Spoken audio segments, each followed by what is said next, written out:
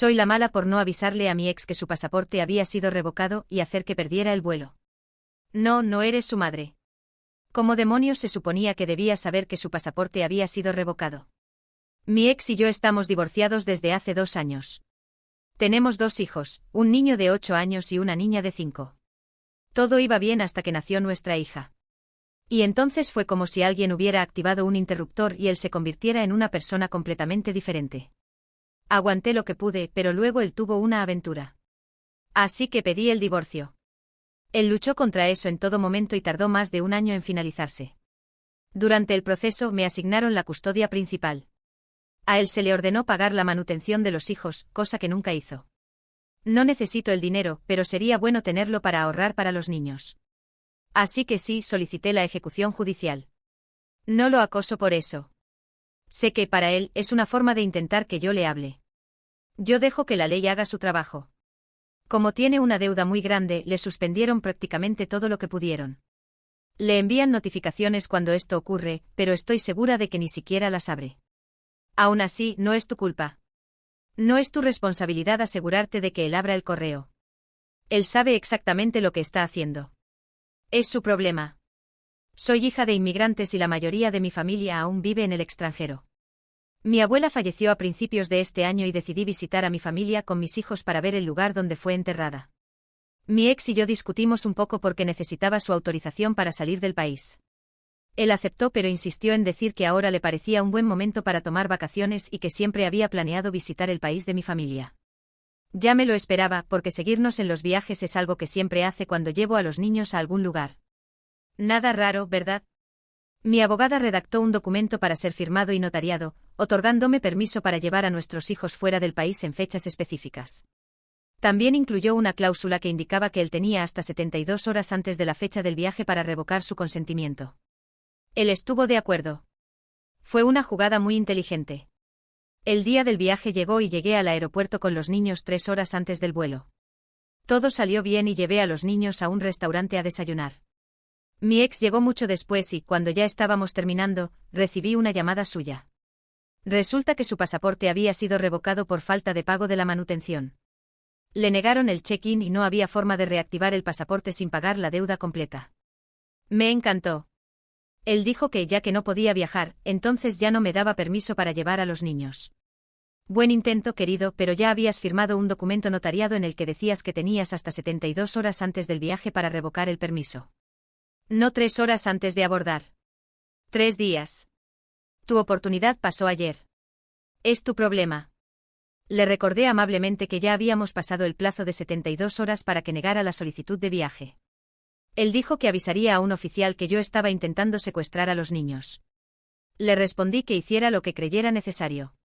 Un oficial realmente apareció en la puerta para entender la situación, pero yo tenía el documento notariado conmigo, así que nos dejaron continuar con el viaje. Me encantó. Mi ex siguió enviando mensajes sin parar hasta que abordamos, cuando pude apagar el celular y finalmente tener un poco de paz durante el vuelo. Mientras estábamos en el aire, llamó a mi hermano para quejarse, nos conocimos a través de él, y todavía son amigos. Ahora mi hermano me regañó diciendo que fue cruel de mi parte continuar con el viaje sabiendo que él no podía seguirnos y que no lo avisé a propósito. Primero que nada, este era mi viaje. Como tú misma dijiste, él solo quería seguirnos. ¿Por qué demonios cancelaría yo mi viaje porque el tipo raro que no puede dejarme en paz no pudo seguirnos a otro país? Tu hermano es tan basura como tu ex. Mi madre le dijo que se mantuviera al margen y que ya no era mi responsabilidad recordarle al padre de mis hijos que abra el correo. Pero algunos familiares lejanos estuvieron de acuerdo con mi hermano. No creo que haya sido la mala por continuar con el viaje. Pero me pregunto si fui la mala por no avisarle que tal vez su pasaporte estaba comprometido. No sabía con certeza que estaba revocado, pero lo sospechaba.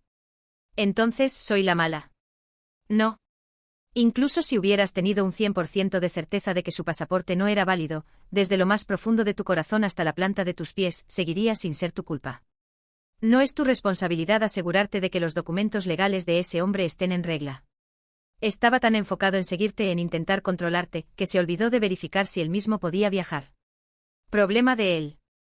Y tu hermano y esos familiares que dicen que actuaste mal, están completamente fuera de la realidad.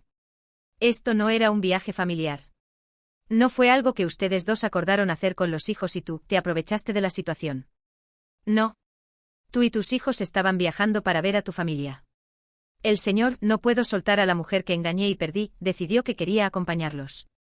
Pero en realidad ni siquiera cumple con sus obligaciones básicas, así que no puede ir a ninguna parte. Problema de él. La autora hizo una actualización diciendo que el ex es autónomo y que si puede pagar la pensión, simplemente no lo hace porque esa es su forma de castigarla por haber pedido el divorcio.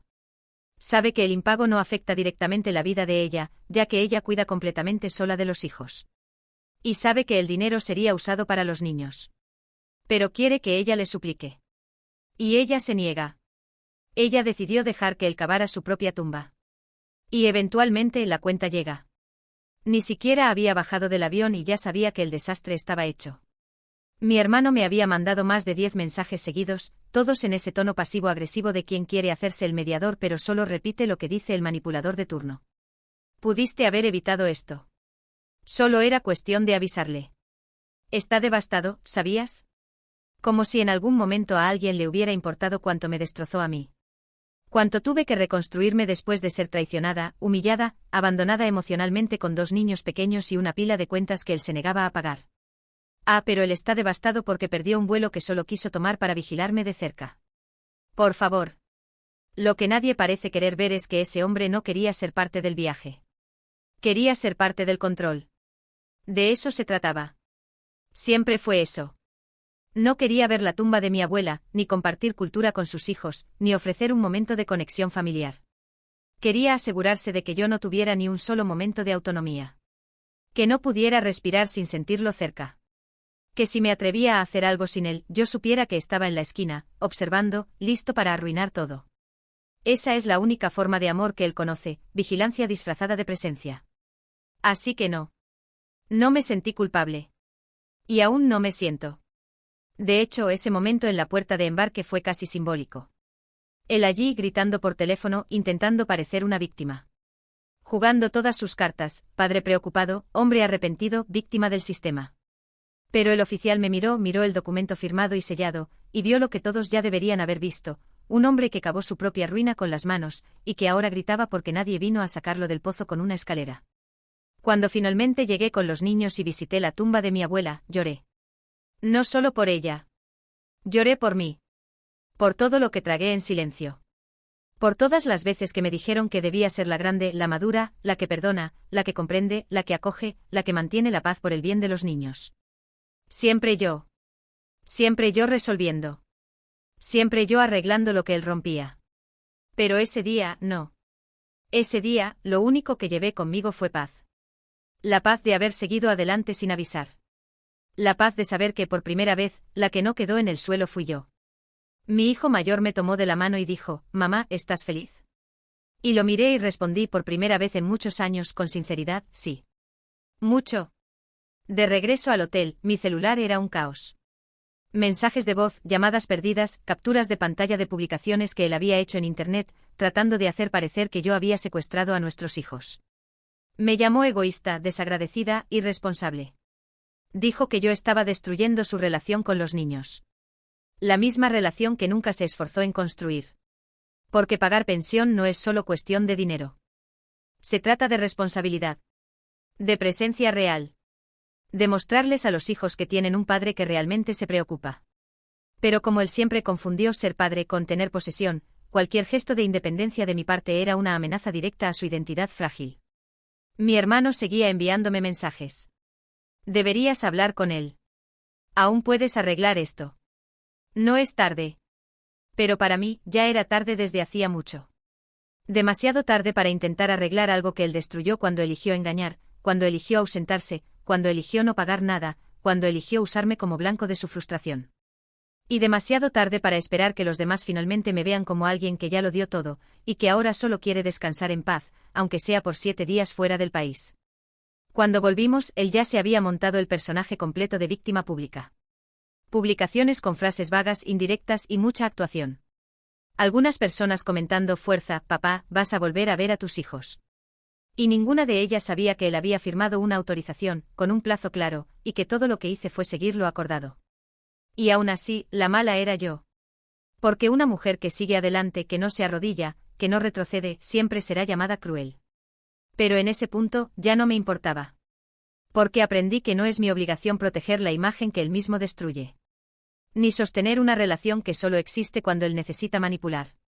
Y si eso me hace parecer fría, que así sea. Fría, pero libre. Libre, pero en paz. Esa paz que él nunca tuvo y que, tal vez por eso mismo, intenta destruir donde sea que la encuentre. Me perdió. Perdió el vuelo.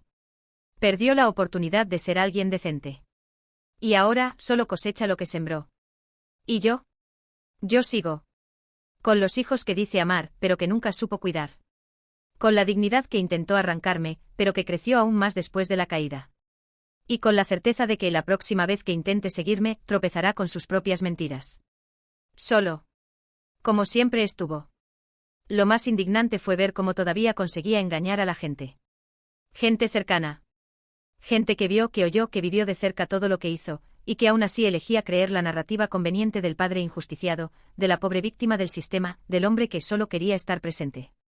Como si estar presente fuera solo aparecer en la puerta de embarque, gritar por teléfono, y fingir que no sabía del caos que él mismo provocó. Una semana después del viaje, recibí una notificación judicial.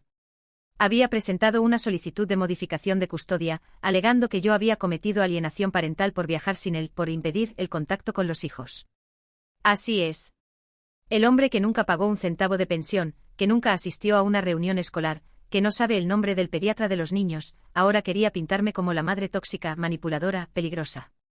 Cuando abrí los papeles me temblaban las manos. No de miedo, de asco. Porque hasta ese momento aún albergaba un hilo de esperanza de que él, en algún momento, simplemente se cansaría. Desistiría.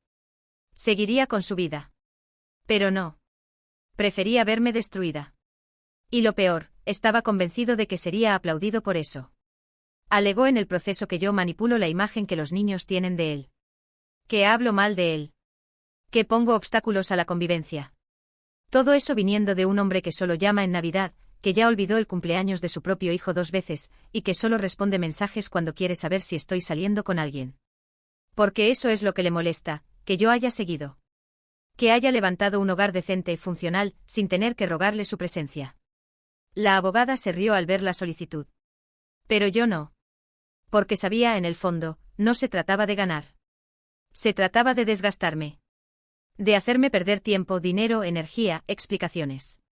De poner una sombra constante sobre mi vida. Una amenaza flotando. Y fue ahí cuando la rabia se convirtió en acción. Reuní todo. Todos los comprobantes. Todos los mensajes. Las capturas de pantalla de las veces en que se negó a recoger a los niños. Los registros de morosidad. El historial con el juzgado de familia. Incluso el vídeo del incidente en el aeropuerto, que un pasajero grabó y me envió después, con él gritando como un lunático y yo intentando calmar a los niños. Llevé todo a mi abogado. Y esta vez dije, quiero presentar una solicitud de restricción. Él me miró serio. ¿Estás segura? Lo estoy. Por primera vez en años. Quiero pasar a la ofensiva. Estaba cansada de vivir con miedo de cuando iba a aparecer otra vez. De cuando iba a inventar una nueva acusación. De cuando iba a usar a los niños como escudo emocional. Cansada de andar con pies de plomo, de tener que explicarle a la escuela por qué él nunca iba a las reuniones, de ver a mi hijo menor fingir que todo estaba bien cuando el padre no llamaba para su cumpleaños, solo para protegerme. Cansada. Y esta vez no iba a pedir paz. Iba a imponerla. El día de la audiencia, él apareció con esa cara ensayada de pobrecito. Camisa planchada, pelo peinado, discurso listo. Dijo que era un padre dedicado, que estaba siendo alejado de sus hijos por mi amargura. Intentó llorar. Intentó hacerse pasar por víctima del sistema. ¿Y yo? Esperé a que terminara. Miré al juez con la calma de quien ya no tiene nada que esconder. Y dije con voz firme, este hombre no quiere convivir. Quiere controlar. No quiere cuidar. Quiere castigarme por haber salido de la jaula. Después mostré todo. Documento por documento. Mensaje por mensaje. Hasta llegar al último, uno que le envió a mi hermano 2 días después del viaje, diciendo, ella cree que ganó, pero un día va a pagar por hacerme quedar como un payaso. Silencio en la sala. Mi solicitud de restricción fue aceptada provisionalmente. La custodia quedó conmigo. Y a él se le ordenó regularizar los pagos bajo pena de embargo. Salió de la sala rojo de rabia, insultándome con la mirada, sin valor para decir nada en voz alta porque, esta vez, el sistema lo estaba observando. A la salida, mi hermano vino a hablar conmigo. Dijo que no pensó que llegaría a ese punto. Que tal vez podría haber evitado todo, haber hablado, haber cedido un poco. Lo miré como se mira a un desconocido. Porque fue ahí que me di cuenta, él nunca estuvo de mi lado. Solo del lado de la incomodidad, de la conveniencia, del mejor dejarlo así porque es más fácil para todos. Y ese día corté ese lazo también. No con rabia. Con alivio. Hoy, la paz volvió a habitar en mi casa. Mis hijos duermen mejor. Yo respiro mejor. ¿Y él? Que siga pataleando en la oscuridad, buscando algún hilo de control donde solo queda el eco de sus propias decisiones. Porque ahora, las reglas las pongo yo. Y nadie más me sigue, ni de cerca, ni de lejos. Una semana después de la audiencia, el silencio fue reemplazado por una avalancha de indirectas en redes sociales. Empezó a publicar frases sobre padres a los que no se les permite amar, sobre mujeres rencorosas, y hijos usados como moneda de cambio. Siempre con esa pose de mártir digital, esperando que alguien lo viera como víctima de un sistema cruel. Y claro, como siempre, hubo quienes picaron el anzuelo. Gente que no conoce ni un tercio de la historia, pero que ama opinar. Fuerza, guerrero. Tus hijos te van a entender. No te rindas. Estuve a punto de vomitar. Lo que esa gente no sabe, o finge no saber, es que él nunca quiso a los hijos. Quería la postal. La imagen. La fantasía del buen padre para justificar el fracaso que es como hombre. Quería fotos en el parque los domingos, vídeos de cumpleaños en Instagram, pero no quería despertarse de madrugada con fiebre, no quería ayudar con los deberes, no quería pagar el colegio o el seguro de salud. Quería crédito sin esfuerzo, estatus sin sacrificio. Quería decir mis hijos y recibir aplausos sin haberlos merecido. Una conocida en común me envió un mensaje preguntando si había pensado bien antes de alejarlo de los niños. Respiré hondo y le respondí con toda la serenidad que me vi obligada a cultivar, sí. Y lo pensé durante casi 6 años, todos los días en los que desapareció, todos los días en los que tuve que ser madre y padre, mientras él publicaba frases vacías fingiendo extrañar. La conversación murió ahí. Como debía. Pero la verdadera rabia, el verdadero nudo en el estómago, llegó días después, cuando mi hijo mayor llegó de la escuela con una pregunta atragantada: «Mamá, ¿por qué papá dice que tú me escondes de él?» Sentí la sangre helarse. No por la pregunta en sí, sino por saber que mi hijo, aún tan pequeño, tan sensible, tan inocente, estaba siendo arrastrado a ese pantano de manipulación emocional. Él no sabe lo que es una disputa legal. No entiende la diferencia entre un límite y un alejamiento. Solo oye palabras duras salir de la boca de quien debería protegerlo. Y ahora carga dudas que nunca deberían pesar en los hombros de un niño. Me senté con él. Le expliqué todo de la forma más suave posible. Le dije que a veces los adultos toman decisiones difíciles para proteger a sus hijos. Que amar también es poner límites. Y que todo lo que hago es para asegurarme de que él y su hermana crezcan en paz. Él lloró. Yo lloré. Y luego me abrazó como si ya entendiera, en el fondo, aquello de lo que tanto lucho por mantenerlos alejados, el caos emocional de su padre. Podría haber perdido la calma. Podría haber respondido a su nivel. Podría haber grabado un vídeo, expuesto todo, contado detalle por detalle lo que él hizo y dejó de hacer. Pero no lo hice. Porque ya no tengo tiempo que perder con gente que solo sabe vivir en el papel de víctima. Y porque mis hijos merecen una madre que elige la cordura, incluso cuando la rabia grita. Él intentó atacarme por todos los frentes. Usó el sistema, Internet, la familia, incluso a los niños. Pero no lo logró. Porque no entiende algo básico: yo ya no estoy en el mismo tablero que él. Yo gané el juego en el momento en que dejé de jugar. Y ahora él solo está peleando contra sus propios fantasmas, gritando en un vacío que ya nadie quiere escuchar. Cerré todos los accesos. Número nuevo. Redes sociales privadas. Hablé con la escuela, con la psicóloga de los niños, con mi abogada. Cada paso fue cuidadosamente pensado para que él no tuviera por dónde colarse. Y en el fondo, lo sé, lo intentará de nuevo. Porque hombres como él no soportan perder el control. Pero la próxima vez, se enfrentará a algo aún más insoportable que mi ausencia, mi indiferencia. Porque ahora, no huyo. No suplico. No explico. Simplemente sigo adelante. Y cada paso que doy lejos de él es un recordatorio claro de que el peor castigo para alguien que vive del control es darse cuenta de que ya no tiene ninguno. Al mes siguiente apareció en la puerta de la escuela. Sin aviso, sin comunicación, sin coordinar con nadie. Era un día en el que me tocaba a mí buscar a los niños, ya acordado, ya determinado judicialmente, y él simplemente apareció allí, de la nada, como si fuera dueño de la situación. Como si con decidir fuera suficiente. La directora me llamó. Yo estaba a 2 cuadras, con el coche estacionado, esperando la hora. Su voz era tensa. Está aquí. Dice que quiere llevarse a los niños. Le pedí que lo mantuvieran en la recepción. Corrí hasta allí. Cuando entré él tenía esa sonrisa cínica, los brazos cruzados y una expresión de victoria, como si estuviera esperando un espectáculo. Y lo tuvo. Solo que no fue el que él quería. Pedí que llamaran a la directora, a la profesora y a la coordinadora. Y allí mismo, con todos mirando, mostré el documento actualizado que decía claramente que solo podía recoger a los niños con aviso previo y en los días establecidos. Él intentó invalidarlo. Dijo que era el padre. Que tenía derechos. Que yo lo estaba alejando. Estás intentando forzar una presencia que nunca quisiste construir. No se es padre así. No se grita. Se puso rojo. Intentó conmover. Dijo que extrañaba a los niños. Que hacía semanas que no los veía. Y yo lo miré a los ojos y respondí. Tuviste semanas. Tuviste años. Tuviste todas las oportunidades del mundo para estar presente de verdad. Para pagar lo que debías, para aparecer en los momentos difíciles, para ser padre sin necesitar una audiencia. Pero nunca quisiste eso. Solo lo quieres ahora porque perdiste el control. Porque ver que vivimos bien sin ti te destruye. Porque saber que los niños están creciendo felices, seguros, sin depender de tu humor, te desarma. Él intentó interrumpirme. Pero yo seguí. Necesitaba terminar. Solo extrañas cuando no estás en el centro. Pero la vida de ellos no es un escenario. Y no voy a dejar que entres y salgas cuando quieras, afectando emocionalmente a 2 niños que nunca hiciste el esfuerzo de conocer de verdad. Me miró como si le hubiera escupido veneno.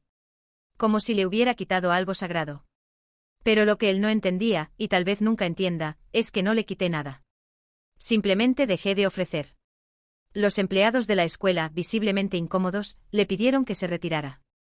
Él amenazó, dijo que iba a denunciar de nuevo, que llamaría a quien fuera necesario. Yo solo asentí con la cabeza, ya cansada de tanta bravuconada. Cuando se fue, la coordinadora, siempre muy profesional, se acercó a mí y dijo en voz baja, lo vemos. Lo sabemos. Estás haciendo todo bien.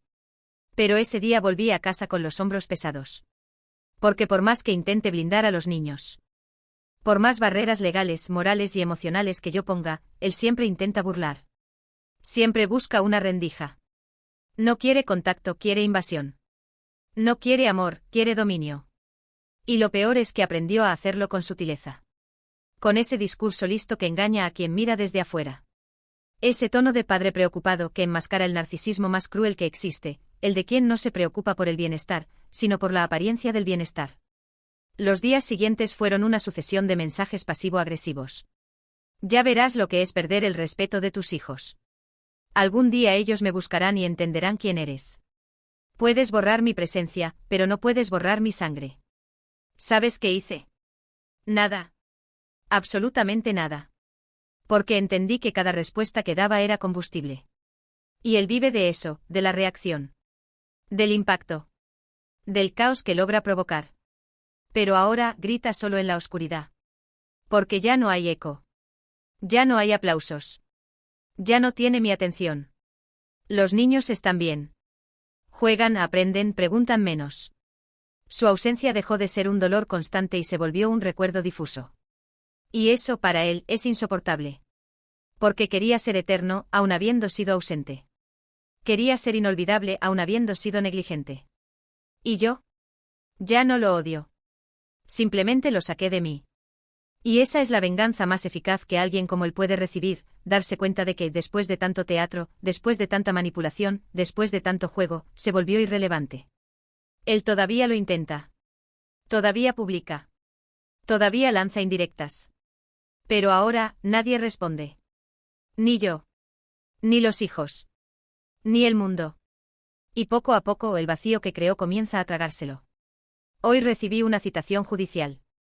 Una más. Me está demandando por difamación. Según él, destruyo su imagen en las redes sociales, en el barrio, en la escuela de los hijos. Que yo siembro desconfianza en las personas. Que todo lo que está viviendo es producto de mi obsesión por arruinarle la vida. Me reí. No porque fuera gracioso, sino porque era patético. El hombre que destruyó solo su propia reputación, ahora quiere culparme por los escombros. Quiere fingir que la que llamaba borracha a los amigos hablando mal era yo. Que la que desaparecía durante semanas sin ver a los niños era yo. Que la que no pagaba un centavo de pensión era yo. Que la que armaba escándalos en el aeropuerto, en la escuela, en los mensajes, era yo. ¿Y lo más indignante? Que él no quiere justicia. Quiere espectáculo. Quiere público. Quiere el placer de verme sentada, una vez más, frente a un juez, explicando lo obvio mientras él posa de víctima. Quiere verme sangrar en público porque en el fondo, él ya sabe que perdió todo lo que alguna vez tuvo de verdad. Pero se olvida. Se olvida de que ahora soy otra. De que la mujer que pensó que podía manipular ya no existe. Que la mujer que lloraba en silencio en el despacho del abogado ahora camina con la cabeza en alto. Que no solo resistí. Reconstruí. Y eso él no lo soporta. Porque esta es la verdad, no está enfadado por haber perdido a sus hijos. Está enfadado por haber perdido el control sobre mí. Porque rompí el ciclo. Porque creyó que iba a suplicar, a retroceder, a ceder. Pero me fui. Y me llevé conmigo lo único que él quería dominar, la narrativa. El día de la audiencia, entró con la misma arrogancia de siempre. Ropa planchada, barba arreglada, esa mirada teatral de quien ha ensayado cada palabra. Le dijo al juez que yo hacía campañas contra él. Que inventaba historias, que lo pintaba como un monstruo, que todo era una venganza mal resuelta porque él había seguido adelante. Ella no aceptó el fin de la relación, dijo con ese tono condescendiente que me revuelve el estómago. Pedí la palabra. Y hablé. Hablé con la calma que solo la verdad puede dar. Entregué los mensajes. Mostré los comprobantes de impago. Las fechas. Las ausencias. Las manipulaciones. Y dije mirando al juez y a él a los ojos. Si lo ven como un irresponsable, es porque lo es. Si se habla mal de él, es porque recoge lo que siembra. Yo no necesito inventar nada. Él mismo se destruye. Yo solo dejé de encubrirlo. El juez desestimó la demanda. Dijo que no había ninguna prueba de difamación y que quizás él debería reflexionar sobre sus propias acciones antes de buscar culpables. Quise celebrar. Pero no celebré. Porque en ese momento lo único que sentía era cansancio. Cansancio de vivir teniendo que defenderme de un hombre que nunca hizo nada para merecer otra cosa que no fuera distancia. Y lo más indignante es que aún así, salió del tribunal sonriendo. Porque para él perder no duele tanto como ver que todavía puede hacerme perder tiempo. Porque de eso vive ahora, del roce, de la molestia, del veneno en pequeñas dosis, solo para ver si todavía reacciono. Pero yo ya no reacciono. Documentos. Archivo. Sigo. Y él va haciéndose cada vez más pequeño. Cada vez más vacío. Los niños ya no preguntan por él. Ya no lo mencionan cuando desaparece. Ya no esperan su llamada en sus cumpleaños. Ya entendieron, sin que yo tenga que decir ni una palabra, que la verdadera presencia no se demuestra con excusas. Se demuestra con constancia. Con esfuerzo. Con cuidado. Cosas que él nunca tuvo. La última vez que mi hijo mayor habló de él fue algo simple. Estábamos cenando y dijo, mamá, yo pensaba que papá era un héroe. Pero ahora entiendo que el héroe es quien se queda. Fue como un puñetazo en el pecho. Pero también como un abrazo. Porque todo lo que necesité cargar, esconder, filtrar, ellos lo están entendiendo por sí mismos. Y lo que él intentó hacerme sembrando dudas, se le está devolviendo como una cosecha amarga. Ahora, cada vez que inventa una nueva acusación, un nuevo intento de atacarme, todo lo que hago es respirar hondo, abrir un nuevo documento en la carpeta del abogado y escribir la fecha. Porque si quiere guerra, que luche con sus propios fantasmas. Yo no bajo más al campo. Tengo hijos que criar. Una casa llena de risas. Un trabajo que me sostiene. Una vida real, vivida con dignidad. ¿Y él? Él tiene likes falsos, seguidores comprados, discursos vacíos. Y esa es la mayor venganza que podría desear. Porque al final, no perdió contra mí. Perdió contra su propia mediocridad. Tardó, pero llegó el día en que la venganza dejó de ser solo una idea remota en mi cabeza. Pasé años tratando de ser racional, justa, digna. Invadían mis límites y yo retrocedía. Distorsionaban mis palabras y yo callaba. Usaban a mis hijos como armas y yo intentaba mantener la paz. Resistía con la fuerza de quien carga el mundo en la espalda y aún así sonríe para no asustar a sus hijos. Pero hay un punto de quiebre. Un momento en que incluso la mujer más resiliente entiende que seguir soportando no es virtud, es autoabandono. La chispa fue cuando descubrí que él había falsificado un comprobante de pago de pensión. Falsificó. Con firma digital falsa, montos inventados, fechas manipuladas. Todo para intentar evitar el cobro judicial que ya le pisaba los talones. Mi abogado lo descubrió al cruzar los datos con Hacienda. Cuando recibí la noticia, no me sorprendí. Me mantuve firme. Lo sabía. Sabía que tarde o temprano intentaría burlar el sistema, como siempre hizo en la vida. Pero esta vez yo ya estaba preparada. Recogí cada documento, cada mensaje, cada falsa promesa de transferencia, cada captura de pantalla de redes sociales donde alardeaba de viajes, ropa cara, cenas con empresarios, todo pagado con el dinero que decía no tener para sus hijos. Y lo llevé directamente a la fiscalía. El proceso por falsedad ideológica se abrió en silencio. Sin avisos. Sin escándalos. No publiqué nada. No se lo conté a nadie más que a los necesarios.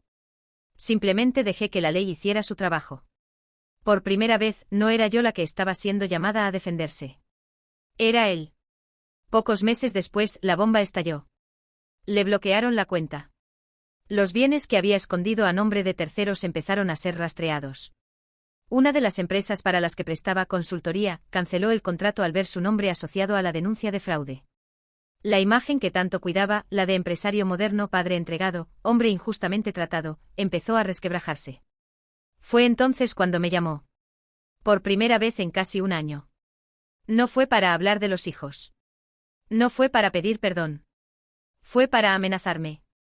Para decirme que había cruzado la línea, que eso me iba a salir caro, que estaba cavando mi propia ruina. No grité. No lloré. Solo dije una frase. Yo no cavé nada. Solo dejé de salvarte del agujero que cavaste solo. Y colgué. La semana siguiente intentó revertir el bloqueo de bienes. Intentó probar que no hubo falsificación. Pero los peritos fueron implacables. La firma digital era falsa. Los datos cruzados no coincidían. El fraude se desmoronó. Y ahí sí cayó. No con un escándalo público. Sino con algo mucho más devastador para él, el olvido. La indiferencia. La pérdida total del prestigio que tanto usaba como escudo. Los conocidos empezaron a alejarse. Las invitaciones desaparecieron. Las empresas dejaron de responder. La familia, que siempre relativizó sus errores, dejó de defenderlo cuando la prueba del delito llamó a la puerta. Y se quedó solo. Por primera vez, de verdad. Yo seguí adelante. Seguí llevando a mis hijos a la escuela, cuidando de la casa, trabajando, construyendo una vida sin sobresaltos. Un día, me llamaron de la escuela para hablar. Pensé que era algún problema disciplinario. Pero la coordinadora me dijo que mi hijo mayor había escrito una redacción titulada «¿Qué es el coraje?».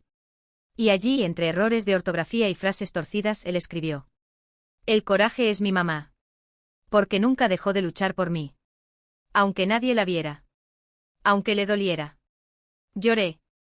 Porque era eso. Porque todas las noches sin dormir, todas las decisiones en soledad, todas las veces que contuve el llanto para no preocupar a mis hijos, todo valió la pena. No hice todo esto por venganza. Pero si llegó la justicia, qué bien. Que le sirva de lección. A él. Y a todos los que creen que pueden destruir a mujeres como yo sin consecuencias. Al final, mi venganza no fue gritar. No fue rebajarme. Fue sobrevivir con dignidad. Fue ganar en silencio. Fue construir una nueva historia, donde él ya no es el centro, ya no es la carga, ya no es el dueño del relato. Hoy, él ya no me manda mensajes. No llama. No pregunta por los niños. Y sinceramente, mejor así. Porque ahora, finalmente, el pasado no me persigue. Se quedó atrás, junto con todo lo que decidí no cargar más. ¿Y yo? Yo camino ligera. Sola, sí. Pero en paz. Con mis hijos a mi lado y con la certeza de que esta vez, quien fue dejado atrás, fue él.